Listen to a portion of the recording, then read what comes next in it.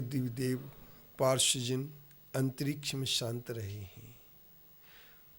मदन कीर्ति आचार्य श्री ने अपनी बात रखते हुए कहा है कि बड़ा आश्चर्य होता है कि जब कोई छोटा सा तृण भी, जीर्ण तृण भी आसमान में टिकने के लिए तैयार नहीं होता है, लेकिन भगवान पार्श्वनाथ की पाषाणमयी मूर्ति अंतरिक्ष पार्श्वनाथ में विराजमान, अंतरिक्ष में विराजमान है।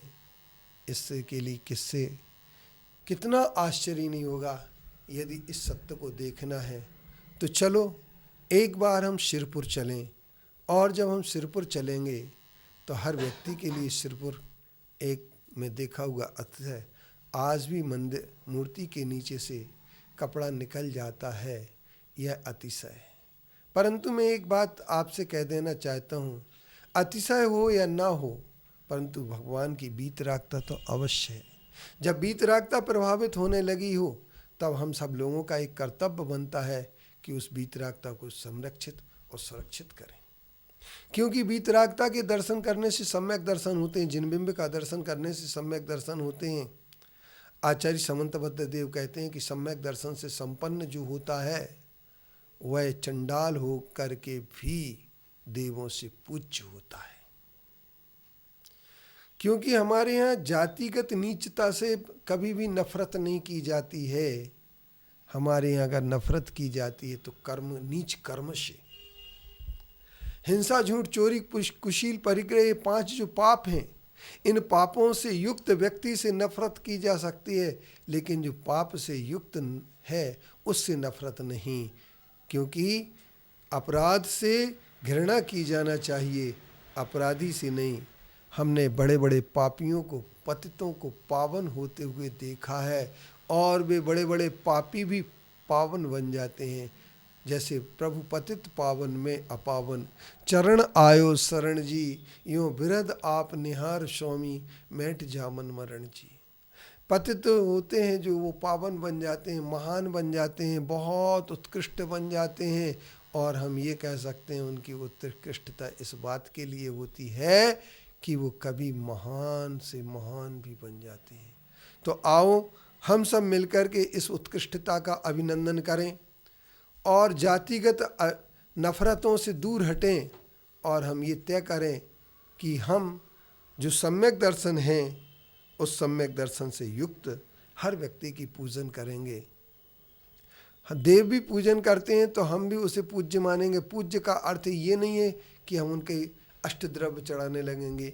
अगर असंयमी सम्यक दृष्टि है तो हम उसका सम्मान कर सकते हैं, अविरत सम्यक दृष्टि का सम्मान कर सकते हैं। पूजन का अर्थ यह नहीं है कि अष्टद्रव्य चढ़ाने लगें।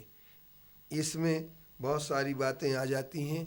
हम एक बात पर सबसे पहले तय कर लेते हैं कि हमारे जितने भी भगवान हैं वो भगवान पूजनीय, उनकी प्रतिमा पूजनीय, उनके लिए हम चित्त भक्ति करते हैं।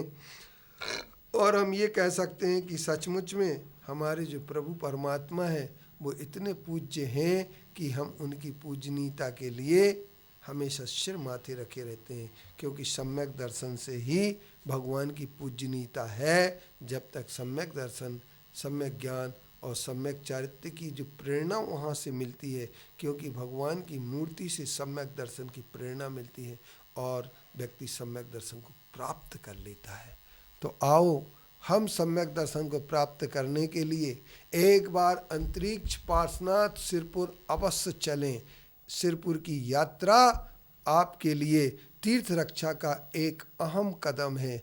4 कदम तीर्थ रक्षा की ओर चले हम सिरपुर की ओर, 4 कदम तीर्थ रक्षा की ओर, तो चले हम सिरपुर की ओर। सिरपुर की यात्रा अवश्य करें और तीर्थंकर पार्श्वनाथ जिनकी मूर्ति उस समय से है जब ईस्वी की 1ली शताब्दी थी और आचार्य कुंद देव ने अपनी निर्वाण भक्ति में श्रीपुर पार्श्व भंडामी की बात कहते हुए श्रीपुर को याद किया है। श्रीपुर पार्श्वनाथ स्तोत्र को आचार्य विद्यानंदी जी ने 8वीं शताब्दी में लिखा है। श्रीपुर पार्श्वनाथ के लिए जो है हमारे मदन कीर्ति आचार्य श्री ने 12वीं शताब्दी में एक शार्दूल विक्रीडित छंद लिख करके स्तवन किया है।